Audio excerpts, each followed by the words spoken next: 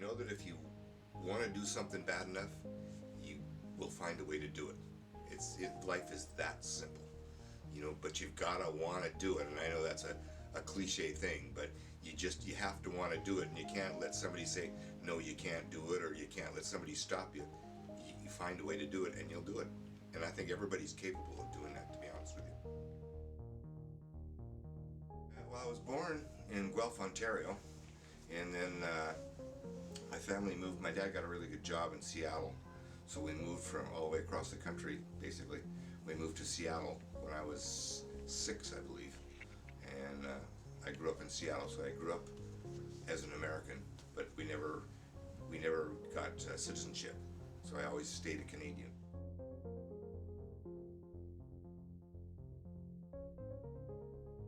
When I first got married, I bought a camera and just started taking pictures. And first you get into the darkroom thing, which is really cool, so you learn how to develop your own film. So I taught myself how to do that and ask questions here and there, and then I just really decided that I wanted to do photography.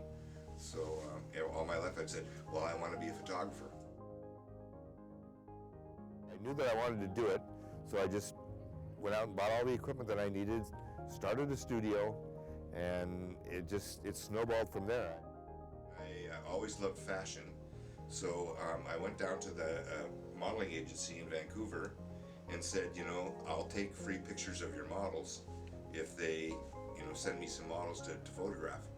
And I did a few, and then the agent liked them so well that pretty soon I was backed up, like for probably about 3 weeks of all these, and so finally I said, well, look, I got to make money doing this. This is costing me a lot of money. So then I started charging money, and it didn't change. I still got all this. And then one model would tell another, and then a client would see a picture in a model's portfolio and say, well, who did this? And then they would say, well, this. And pretty soon I started getting calls from people who wanted me to actually do these photographs. There's no such thing as an 8-hour day anymore. Most of those times I remember at least probably working 10 to 12 hours every day, and weekends, they fall right in with the week. That you don't get weekends off, and it's not a 9-to-5 kind of job.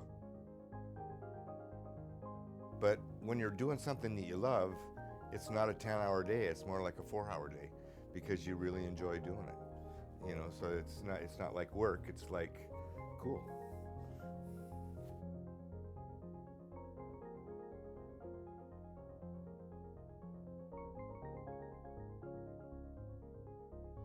My dad used to always say, well, when are you going to get a real job? And then all of a sudden I was making more than my dad was, and he had to eat his words, and that was the best. I didn't have to say anything to him. I didn't have to punch him out or do anything like that. All I had to do was smile, and he knew what was going on, and I think it used to just drive him nuts, and that was my best way of getting back at him.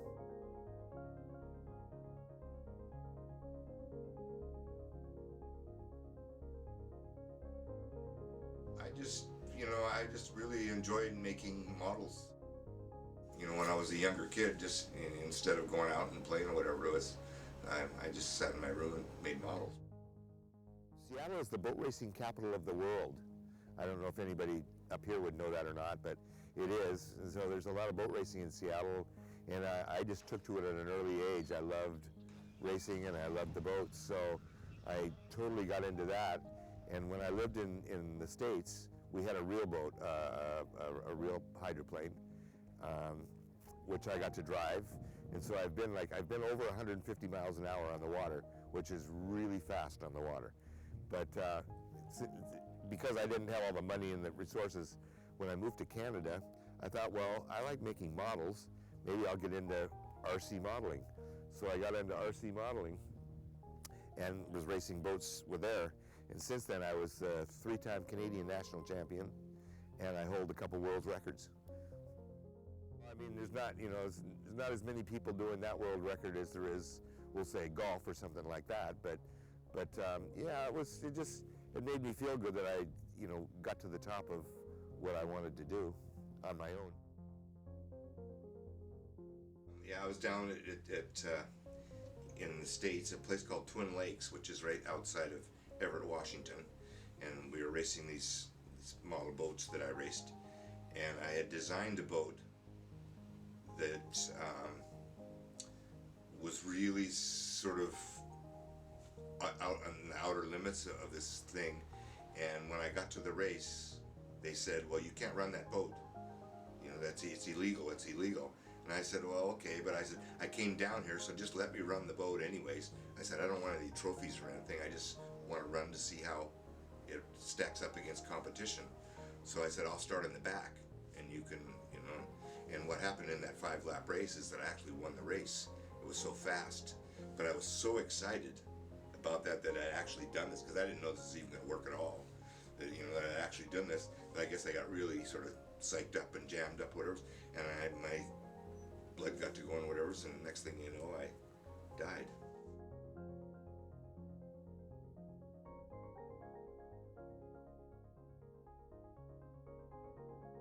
The paramedics got there, and then they zapped me or whatever, and I spent a week in the hospital in Everett, Washington.